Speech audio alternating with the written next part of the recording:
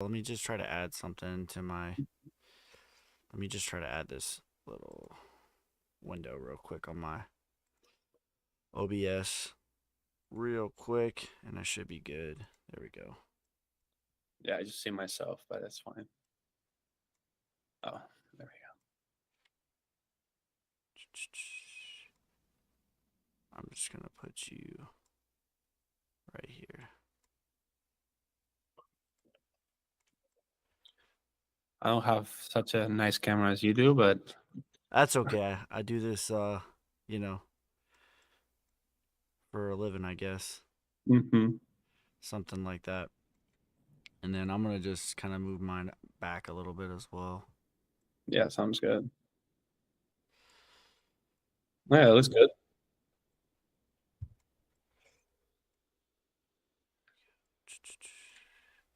Sorry about that. I'm used to using Restream, but I know how it is. Like being in crypto, like using other people's links is a little sketchy.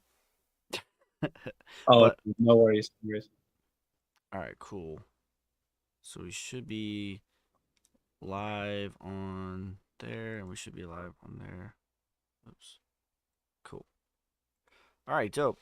So, why don't you tell? So I appreciate your time. First of all, I would like to sort of maybe lay out the context of how we came to be and how we arrived at this point. Is I had a not necessarily an interview with a developer, but I just happened to be at a cigar lounge with a developer, and he wants to be anonymous for obvious reasons, and he was mostly talking to me about HBAR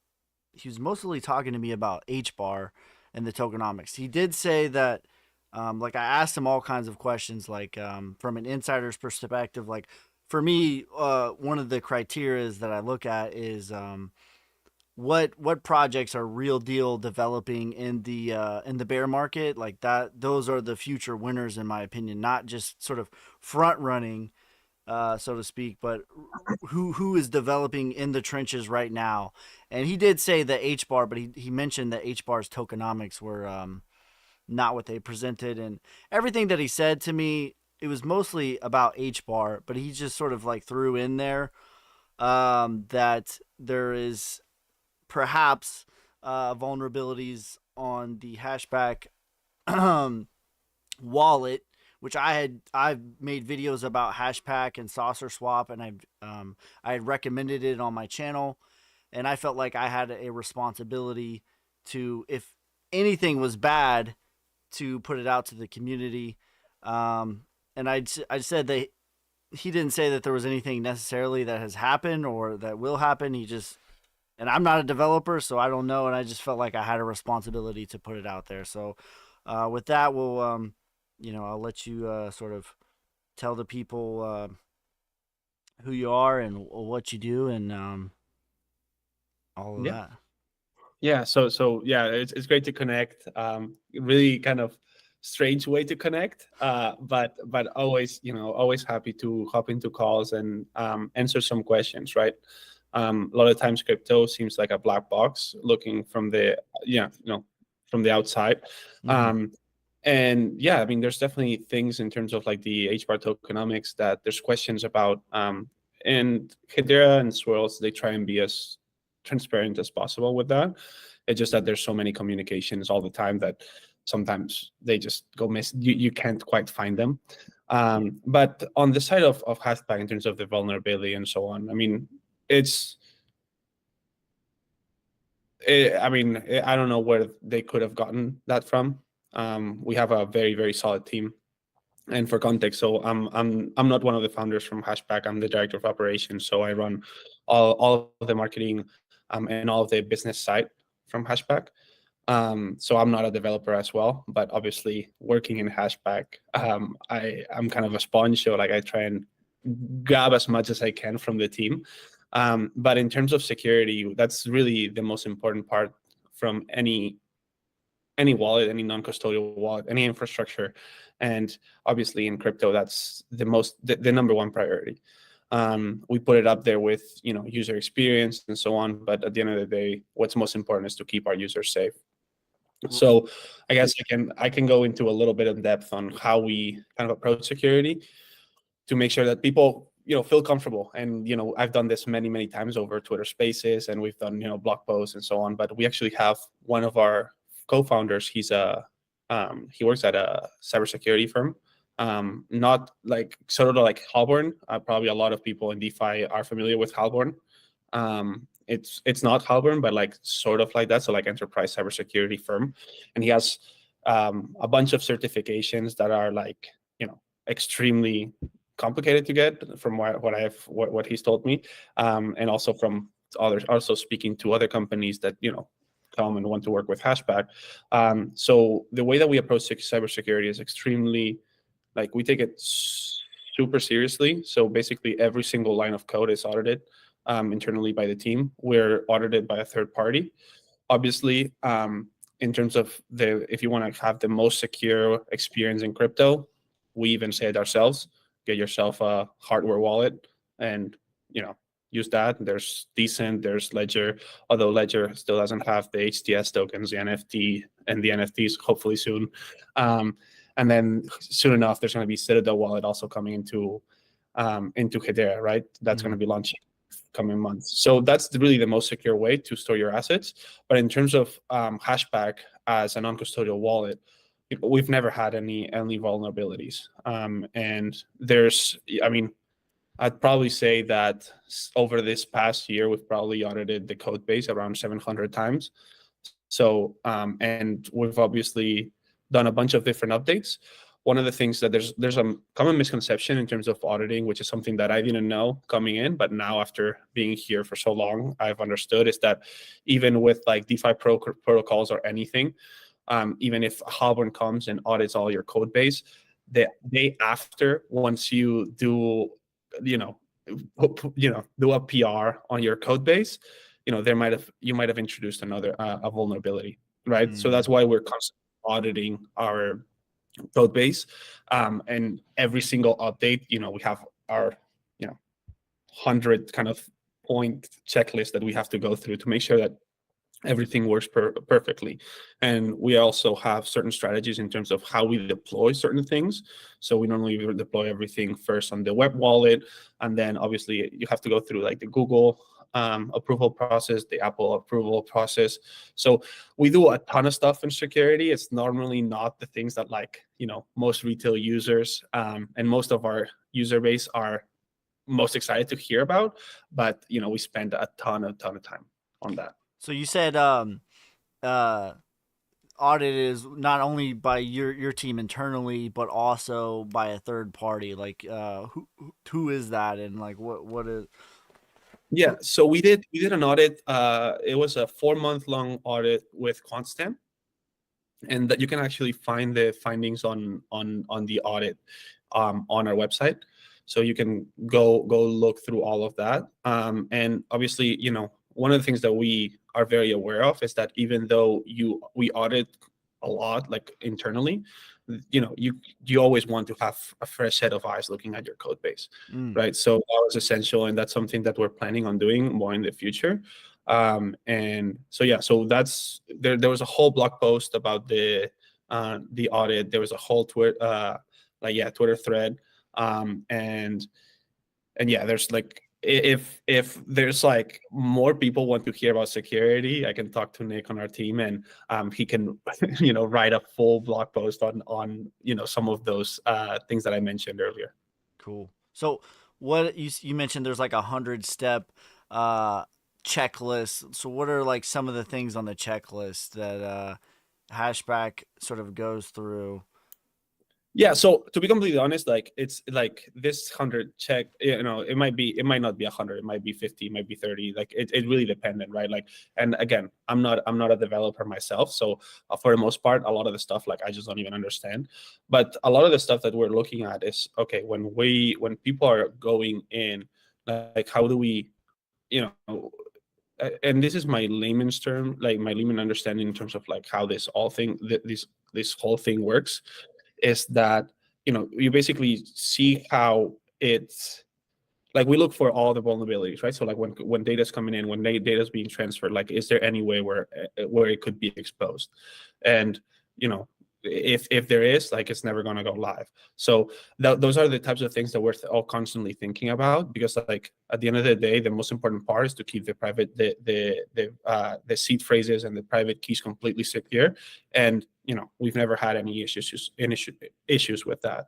So there's a bunch of things that Nick could go into a lot of detail in, but there's like also like a lot of softwares that you use in terms of cybersecurity, and that's really what we focus on.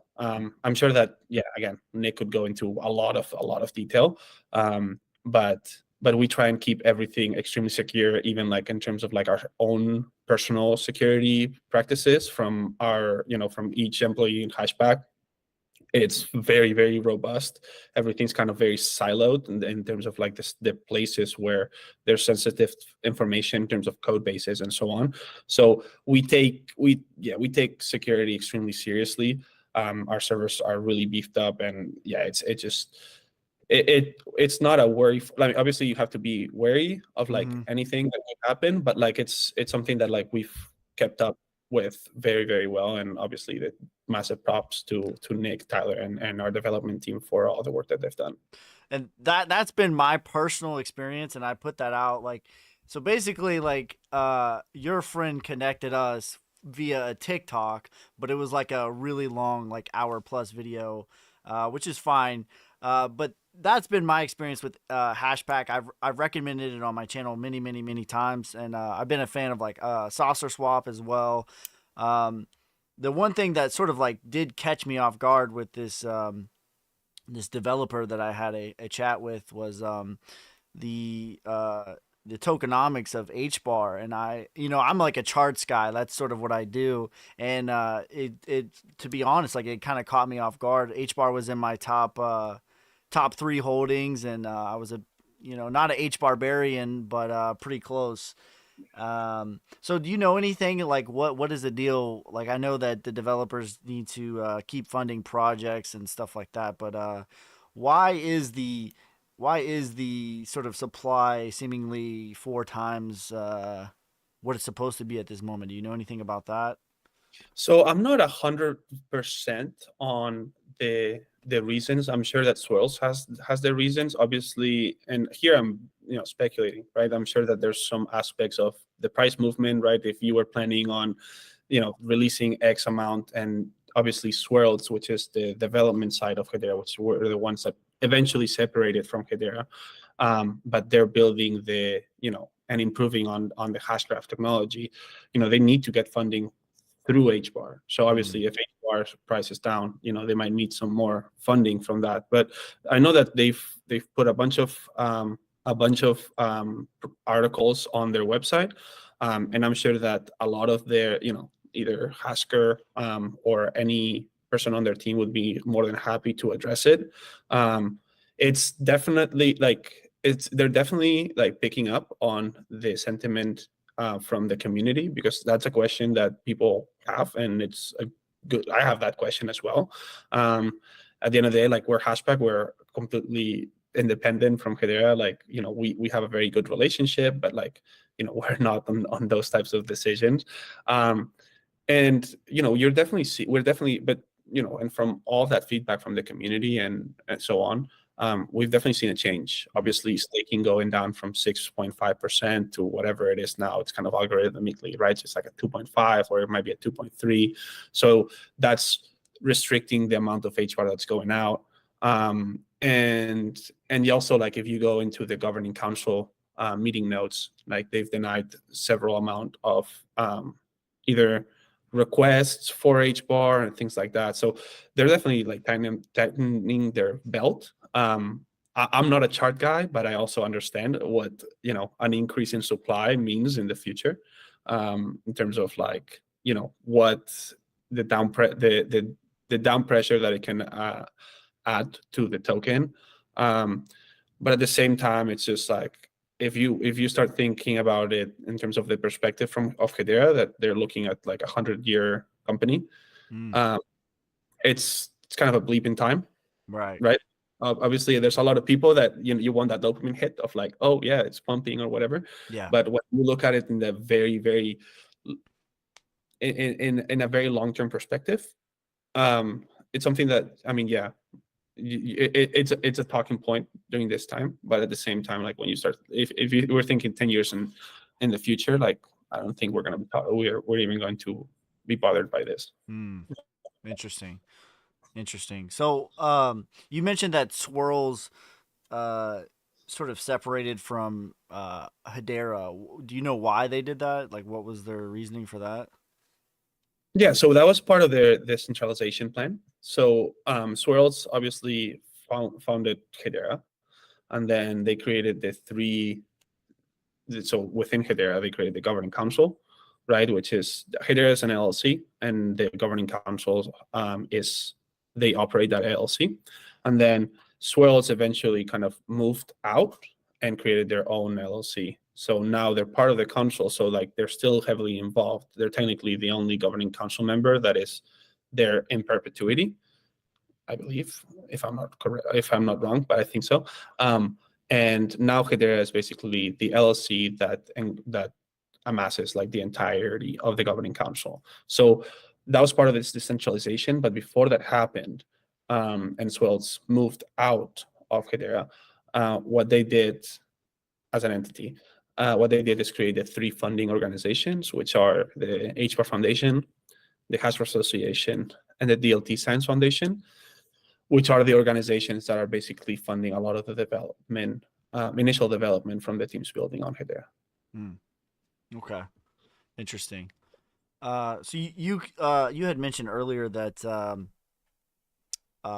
sort of talking about HashPack again. You still sort of recommended the hardware wallets as well. So do you recommend, because that's what the guy told me as well, like that the best solution was to use the HashPack interface and connect it to the hardware wallet. Is that what you recommend as well? That's the most secure way of storing your assets. On like if you have MetaMask, if you have Phantom, like whatever you have, like that's always going to be the safest. Obviously, there's some risks attached to that. Like if you lose your ledger, it's like what am I gonna do, right? But it's really the most secure. And if you can air gap it and not connect it to the internet, like those are always going to be the most secure ways of storing your assets. Obviously, you're going to be limited on the things that you can do, but like if you're just looking to buy and hold, Mm-hmm. that's always going to be the most secure. But if you want to interact with the network, if you want to buy NFTs, if you want to, you know, and like participate in DeFi, like there's certain hardware wallets like Decent that you can I believe you can interact with smart contracts, but Ledger, for example, like you can still do that. Citadel wallet, you'll be able to do it, and we're testing it with a Citadel wallet team at the moment. But yeah, it's just like you're going to be limited in the things that you can do. So like, for example, one thing that you can do inside of HashPack is use the dApp browser. So like if you want to connect into any NFT marketplace, like you'll be able to basically use the iframe and access the different dApps directly from the wallet. And obviously if if you have a ledger, like you're not going to be able to do that. So there's yeah, in terms of like it really depends on what you want to do with your crypto. But what we always recommend as a team is, hey, if you want the most security, get a hardware wallet, and then you can always move assets around. And if you need some HBAR to buy an NFT, you can move it and then have kind of a warm wallet, but use the hardware one as just kind of a cold one that doesn't get much, very involved. Like another layer of protection. Exactly, Yeah. and that's really it's completely up to the users on what the level of. I mean, obviously, if you have $200 and $200 doesn't mean a ton to you, right? If you have $200 and it means the world to you, obviously get a hardware wallet, but a hardware wallet will probably run you $100, Right. right? I mean, it's so you have to make the users have to make the decisions for themselves. But if I have millions of dollars in crypto, like I'd rather keep it in a hardware wallet than probably put it into a bank vault. Like it just that just really yeah, it's just really up to the user. Yeah, so it's been like a really big sort of hot topic. What do you think is the best hardware wallet, or what's your personal favorite? I don't know. So I'm very excited for the Citadel wallet to come live, just because it's going to be leveraging all of the different like Hedera native services. Um, we're pretty familiar with the team at Decent, and they're doing incredible work. And then obviously Ledger's the top dog in all of this. There's Trezor and all of those, but I haven't personally used those, so I don't want, it just said, oh, Ledger seems fine, seems to be working fine. Obviously there was that whole thing a few months ago, but to be completely honest, I think it was a lot of it's FUD. I think it's a lot of fun. Yeah, Yeah, I yeah. think if it's a nothing burger in my honest opinion. And it kind of Twitter took it and ran with it. But I don't know, like Citadel Wallet is the one that I know the most from in terms of just architecture, in terms of the hardware itself, because we're pretty close to with their team. So I'm not a hardware guy, so Ledger and Decent, like I don't have that much of an idea. But the guy building Citadel Wallet, he used to work in like I think he still works in like the aerospace industry. So like he's doing, very, very high security, because like for if you're building planes, you're doing like triple redundancies and things like that. So that's, it's definitely super interesting, but it's kind of it's outside of my scope of expertise. But yeah, Citadel is one that I'm very excited about, but it hasn't gone to market yet. Okay. Um, so you're the director of operations of HashPack. Like what was your journey like getting to that, and like what does that consist of? Like what's the role that you play as far as like HashPack goes? What does that mean really in layman's Yeah. terms? So I guess I spent some time in venture capital before coming into HashPack, and before that, I was operating out of a holding company, spinning out different like smaller startups, not venture backed, but like completely bootstrapped. So had a lot of operating experience, and then spent some times at the top of the bull market and as a venture capitalist. And I've been in crypto for what is it, 12 years, no, 13 years. Yeah, 13 years. And like, but just from the sidelines, just investing, kind of just holding forever. um and found Hedera like 2 or 3 years ago, and then I was looking to onboard an enterprise into Hedera with the company I was working with at the time. And I moved to Canada, and then things that happen in life. Turns out that the CEO of HashPack lives in the same city as I do, and we needed a wallet. And that's how we made the acquaintance. We kept talking, and then eventually, after the 6 months into the bear market, um, I decided that I wanted to operate companies again.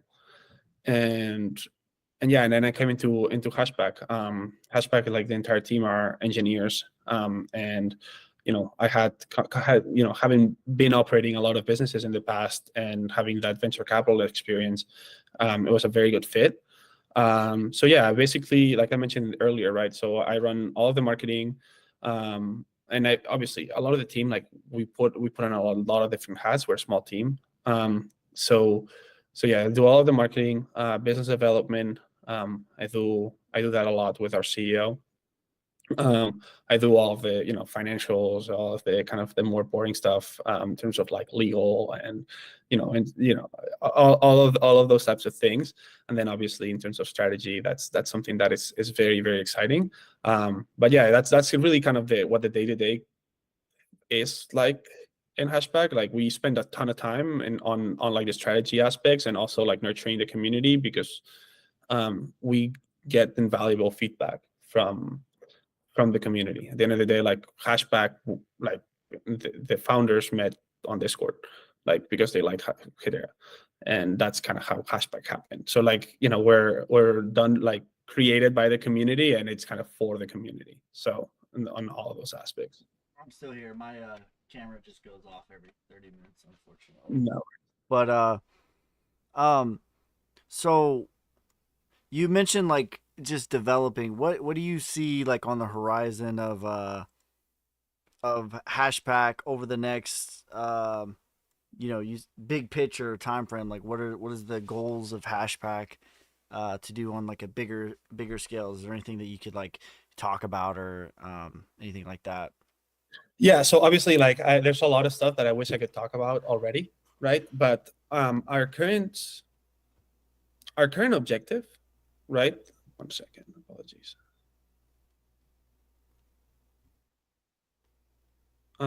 Yeah, so our current objective is, so we've identified this problem with Web3, and this problem basically is that although Web3 offers value on top of the layer of the internet, right?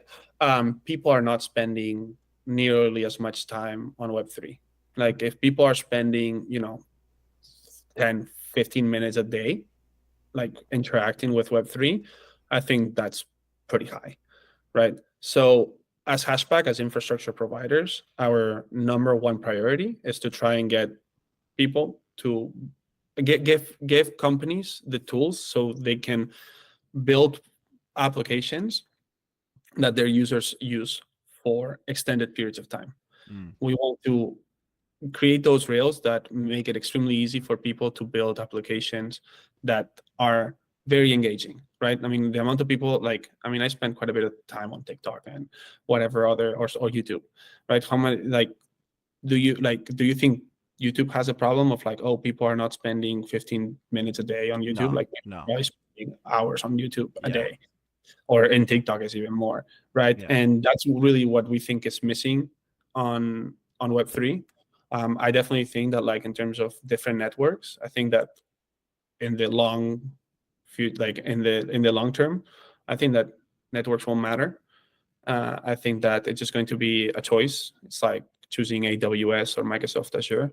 Like, do you really care? Do you even know? Right? I think that bridging and being able to do things in different networks is going to be seamless. It's going to take a lot of work to do that. But that's really where, like, we think that's when there's going to be an inflection point. That's when our grandparents and all of the Zoomers will come in and actually start using this, because it's going to be easy to use. Hmm. Obviously, we're very excited in terms of use cases, different verticals. Enterprise is something that we're very focused on. We have a lot of connections with the governing council, and some of the stuff that they're building is incredible. Obviously, I mean, uh, maybe people don't know, but are not aware, but Atma.io from Avery Dennison is currently pulling, I don't know, 1,800 transactions per second, which is nuts. And I think that that's just the tip of the iceberg. I think that tokenizing assets, like the stuff that Aberdeen did with the Archax, they tokenize like a 15 billion pound sterling like fund. Like, those are the types of things that will continue to happen. And I mean, last week or a couple of weeks ago, we saw DTCC acquire some massive, like, Web3 company. So, like, I think that that's where we're moving. We're also very excited in terms of gaming.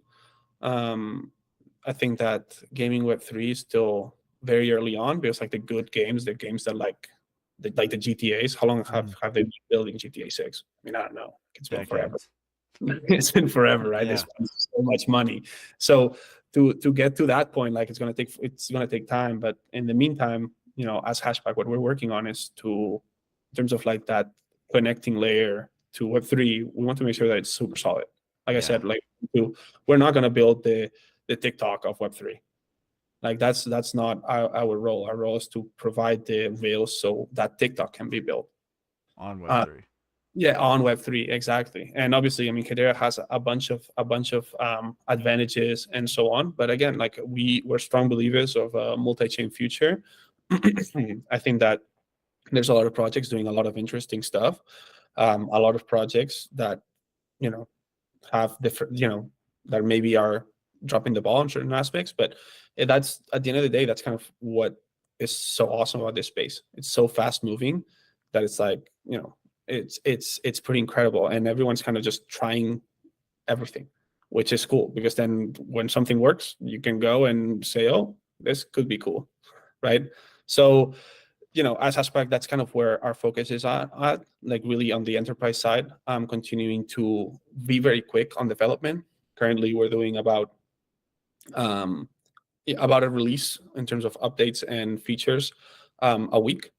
So we're very focused on that, and because we just want to try and continue to innovate on what we have, because we build an application that, I mean, we have 95% of the of the active users on the network. Like that doesn't happen if, I don't want to toot my horn or anything, but like that doesn't happen if the product is not good. Like I use it every day, Mm-hmm. right? And we just want to keep fleshing that out. I think that the onboarding process with the email, that's definitely something that is very inviting for either people coming from other chains or new entrants into Web3. It's not for everyone. If you want to do it the most secure way, still get your seed phrase, you can still do that.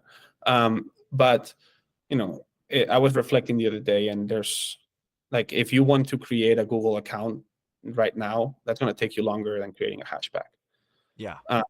So that's, onboarding. Obviously, we can still make it prettier and make it faster. But right now, what we're trying to do is build those rails so people start spending, an hour, maybe not an hour. Like, we just want to take it a minute at a time. Like if we go from 15 to 16 minutes, that's a win for us. And at the end of the day, like we're here for the long term, and we're very excited for the bull market, obviously, like everyone is. But bear markets are kind of the perfect spot to try things. And because like once you start, because then it just, from the, like you kind of build a big shell like on like around you, where like, when things happen in the bull market, it's like, oh well, I mean, there's nothing compared to what happened when FTX came down, right? Right. It's easy to be a front runner when things are when everyone's making money, you know what I mean? But that's what I've always told my community is like when you're evaluating these projects, like who is developing when FTX did collapse.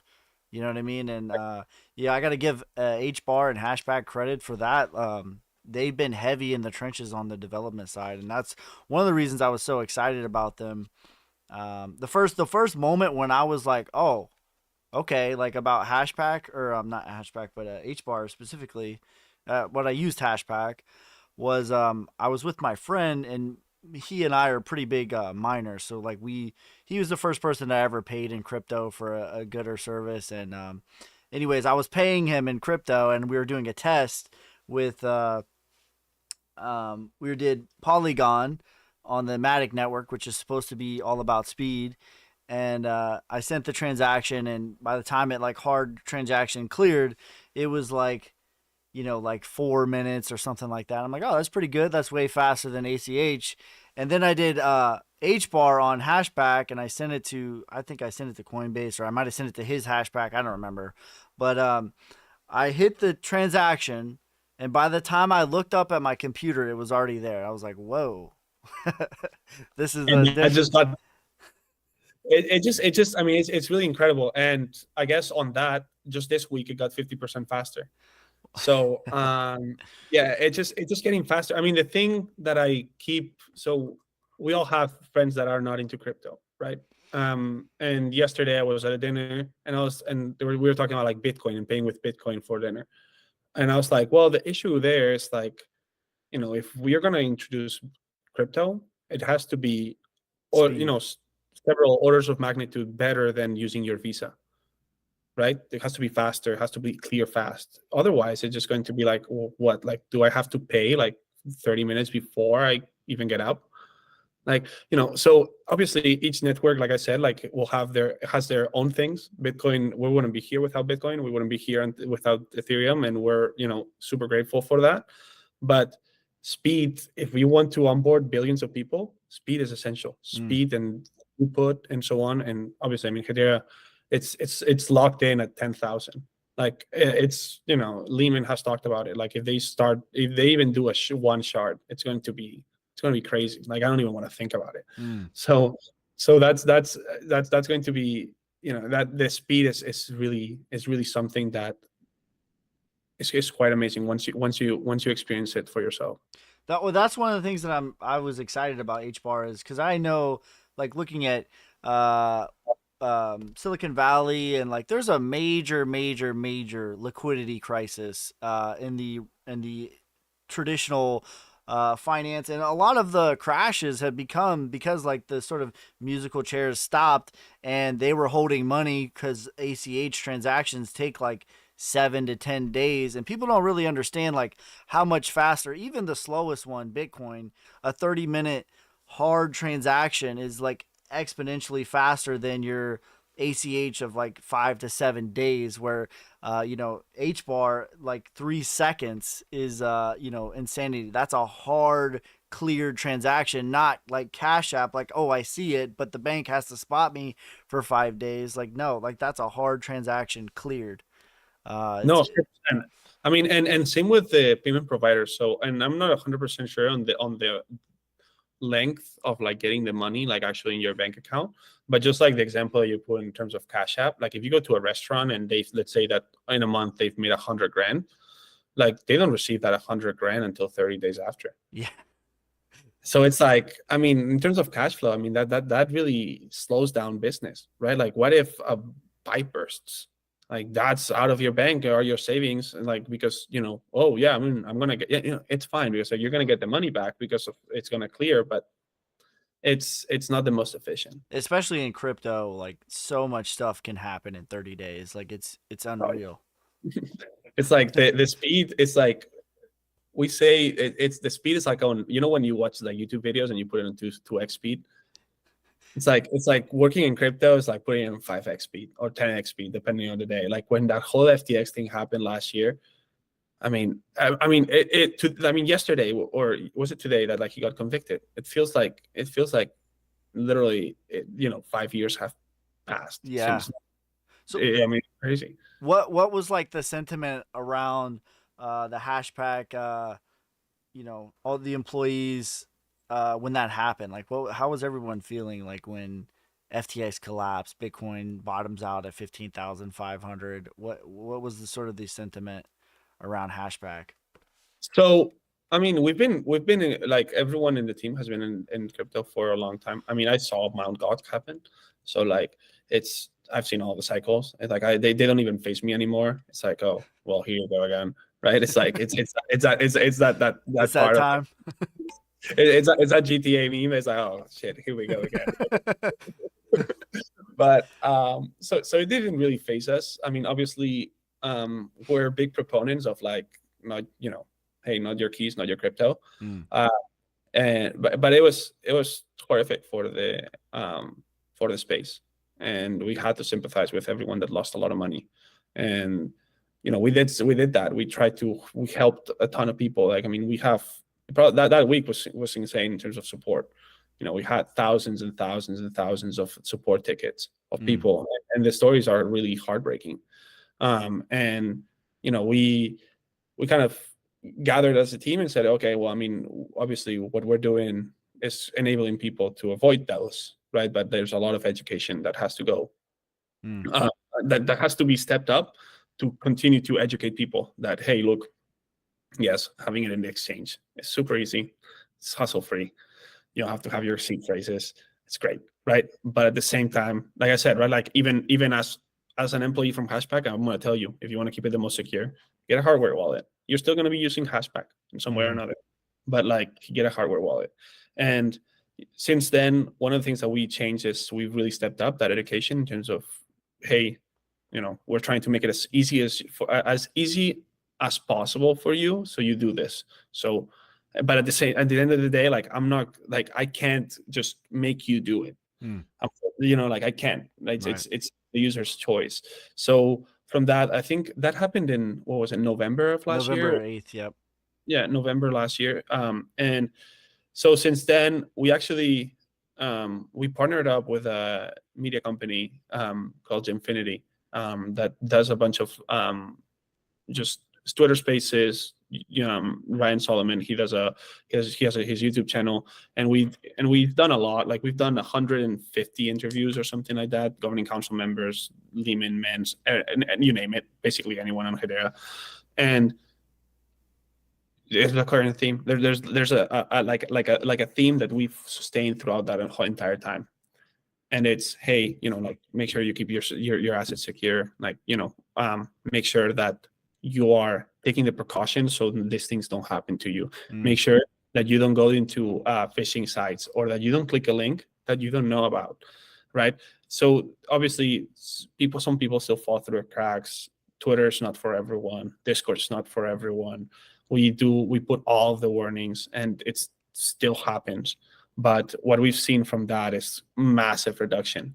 And so yeah, we're spending a ton of time on education. Obviously, in January we introduced the email onboarding to kind of put a wrap on all of that, because if it's complicated for you, or you're scared to have a seed phrase written down, hey, create an email, create a wallet through an email, and that's going to be fine. Mm.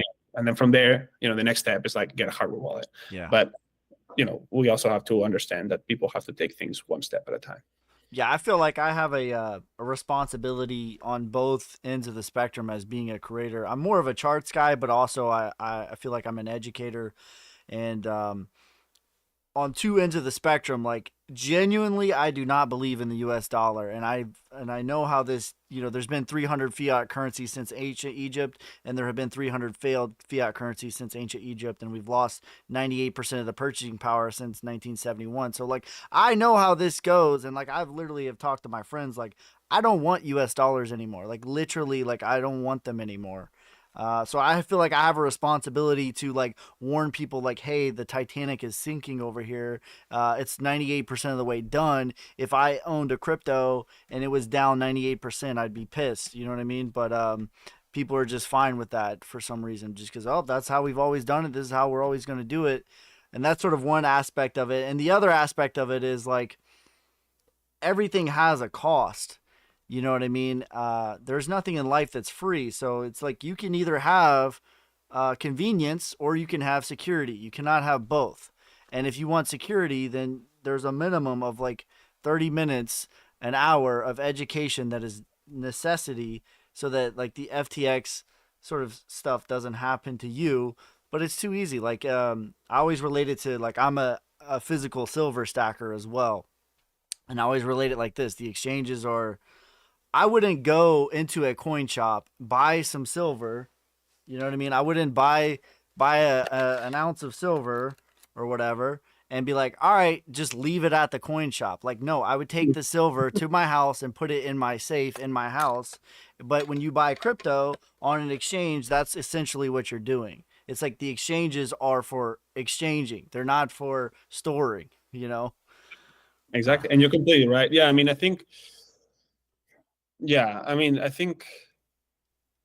buy into the whole thing, where like the the new money and like crypto and being able to do that. I think that is going to take longer.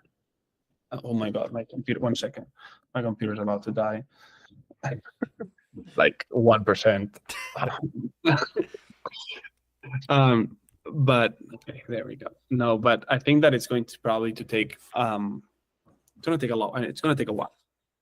I mean, it really is. And during that time, I think that the gap between the what is it, the compliance that you mentioned, no, the convenience, sorry, convenience, and security, I think is going to get like shorter and shorter, right? But like always going to be some friction, because at the end of the day, like how hard is it to open a bank account in the US? It's harder than opening a HashPack. Right, so like you are going to need some sort of like education. You're going to have to like sit down and do certain things, right? But I don't think that like it's going to be so much about like the onboarding, like creating an account will be easy. I just think that it's going to be about doing certain things. So obviously one thing that I'm super excited about, that hopefully in the coming years, like some company comes up with a great solution to this, but it's identity, right? And although governments and all of this, like they've done their things, and you can think whatever you want of governments, right? If we want identity, we need governments. At least it's structured right now. Right, so it's like there's going to be a lot of things that will evolve throughout the years, and it's just like, I don't know, like it's so early. Like you have to think that like a lot of people say, oh, AI is here, and like AI is just like it just happened. AI has been around since like the late 1940s. Right. It's like, come on, like it's just like you just weren't paying attention. You just Yeah. weren't like AI has been like, I mean, Facebook, I mean, the Facebook AI has been going for many years, and you interact with it every single day. TikTok Right. is AI. Right. Is that now you have ChatGPT that tells you how to do your homework. It's like before that you just copied off Wikipedia. It's like that just that's just it's just a better interface to it. Yeah, But we like, are AI. yeah, exactly. Like it's like, I don't know. It's today the 15-year anniversary of Bitcoin, or was it yesterday? I Uh, don't- I think I saw the white paper was like a week ago or something like that. yeah, well, yeah, something like that, right? So I mean, it's 15 years or 14 years, whatever it is, right? I mean, it's I mentioned it earlier. It has a 100-year plan. Right. It's like it's gonna be here after us. Hopefully, I mean, Yeah. I'm really hopeful. I think that the way that they're doing things, we're gonna be able to do it. But it just that's where, again, a lot of the times you start thinking about like short-term gains, and all of this. But if you kind of sit down and say, hey, look, like, I'm young, right? Like, I'm probably gonna live until like I'm 80, 90. Like, like, if what if I just put it here and like just forget about it, Right. right? At least that's the way that I approach it, right? I mean, I don't have the time to go in and like look at all of these indicators. Like, I just can't. But that's kind of, where I also think that like that's going to help a lot, because obviously every time the cycles are like a little, like, there's a little less of an impact. Like diminishing returns to the upside and to the downside. Yeah, exactly. So I think that once we're gonna get to a point where like people will just say like, hey, I'm just gonna hold it, and it's gonna turn, and Bitcoin might turn into something like the S&P, where, oh yeah, well, instead of doing 10%, it's gonna do 20% a year, right? That's great. That's a great return. That's an awesome return, Hmm. right? But like, volatility, I think over time is going to be decreasing, Yeah. and that's going to come from people that are Zoom boomers that are say like, hey, this is cool. Like, I'm just going to put my money here and park it. Yeah. Yeah, I think the next wave of the bull run is definitely going to be like institutions and like people putting their 401k into crypto. I think that's going to be the sort of the next wave. The boomers with the most wealth getting involved. That's where I see things for the Well, next also, wave. there's going to be a massive transfer of wealth, right, from boomers dying. I mean, unfortunately, that's really the truth, right? I think I read somewhere it's like 80% of the wealth is accumulated from the boomers, right? Yeah. And then there's going to be a transfer of wealth to Gen Z and like millennials and so on. And fortunately for us, they are much more into crypto than boomers are, Right. right? But that's going to take some years. So obviously, all of the ETFs, all of those things. Hopefully, the SEC gets their shit together. Um, you know, all of that, like, that's definitely going to help, get us to that point. But I mean, in terms of investing or anything like that, obviously, like HashPack, we don't talk about any of that, you know. But the way that I see it is like, hey, look, like, if you want to put anything into any investment, even if it's gold, silver, and anything, um, you should be able to, like, if it goes to zero, you should be okay. And that's really where, like, a lot of the times when we get support tickets, that's where, it breaks your heart, because you see a lot of people that put like all of their chips in. Yeah, yeah, they bet on the same horse, and Mm, it's really heartbreaking. So if there's anything on that front that I could say is like, hey, just think it through. Like, if you have to put $100 instead of $1,000, like, that's a start. Like, you can do it. You can start with anything. yeah. I always recommend a dollar cost average. Like even a cup of coffee. My whole like little jingle or whatever that I always say is like, stop going to Starbucks, make your own coffee, invest the difference in crypto. That's $50 a week. That'll get you a long way. Oh yeah. A decade from now. Just dollar cost average. Even though I'm a charts guy, I always recommend 99% of people just buy a little bit every week and just forget about it. You No, know? I think that's super wise, and I think that you're making everyone a great service by saying that, because otherwise it's like, I mean, there's very interesting indicators that you can follow. Yeah. You can see like volumes coming up, and then like you find some news, and it's like, oh my god, it's cool, right?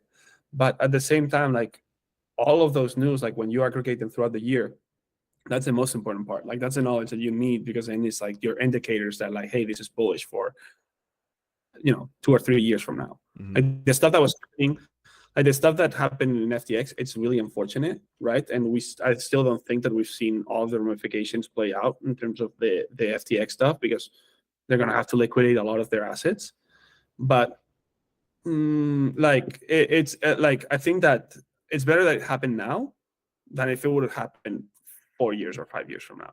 Yeah, 100%. I always say like crypto is at a much healthier place today than it was April 21st of 2021. You know what I mean? Even though Bitcoin was at 69,000 or whatever, today it is much healthier and we've weeded out sort of the leeches of the market, and like we're going to need to continue to do that. And that the more that we do that, the healthier it's going to be, and the more that it can thrive in the long term. Yeah, 100%, 100%. So, hey, I actually have to take off. They just give me a call here in 5 minutes, but this has been awesome. What So, yeah. what Hey, I appreciate your time. I don't know if you're on Twitter or where the people can follow you Yeah, at. actually, just don't follow me. Follow HashPack. That's really the plug here. It's we put out we spend a lot of time trying to provide as much education as possible. We do well. We're involved. We're not always there, but we're involved in 3 Twitter Spaces every single week. So go in. And also, we don't only talk about Hedera. So like, Gemfinity is also sponsored by some other L1s and things like that. So like, there's very interesting conversations on Twitter Space. And then we also spend quite a bit of time like writing tweet threads like that are very educational, and we try and provide some insight into the stuff that we're seeing. Obviously, I wish I could talk about, like, we could tweet about all the crazy conversations that we have on a daily basis. But that wouldn't be wise. But it's, we spend a lot of time trying to provide some insight, because at the end of the day, yes, it's a bear market. It's been extremely painful, and for you, for me, and for everyone listening. But if you believe in the core concept of crypto and what it's here to do, the future is great, and I think it's going to be very cool, because we're going to see a lot of industries kind of get flipped upside down because of crypto. It's going to take a while though, and we just have to be patient, like everything else. Yeah. It's like a landslide moving in slowly but surely. But all right, man, I appreciate your time and really going in and sort of dispelling any myths that were put out maybe by me. But Oh, no. Hey, look, we're always happy to do these types of things. So like, if you ever want to do it again, like, it's always great to just have conversations.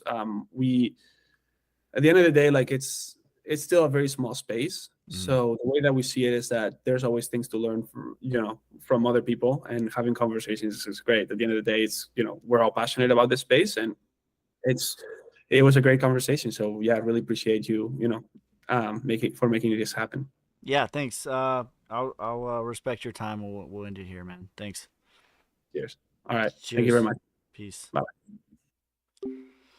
All right, guys. That is going to conclude the interview here. The full interview will be live. It'll be on YouTube, and I'll probably cut it up later and make it a. That was pretty clean, but I'll have it as a full video on YouTube as well. So make sure you guys follow me there. I might be live later this evening, and we'll do the regular chart stuff. But I hope that I brought you guys some good value. Oops. I hope that I brought you guys some good value and all of that. But I appreciate every single one of you guys. Peace, love, prosperity. Make sure you like, subscribe, follow me on Twitter, Instagram, Twitch, YouTube, TikTok, at ya boys ski. I appreciate every single one of you guys. Peace, love, prosperity. God first. God bless. Damn, hustling, hustling, hustling, hustling.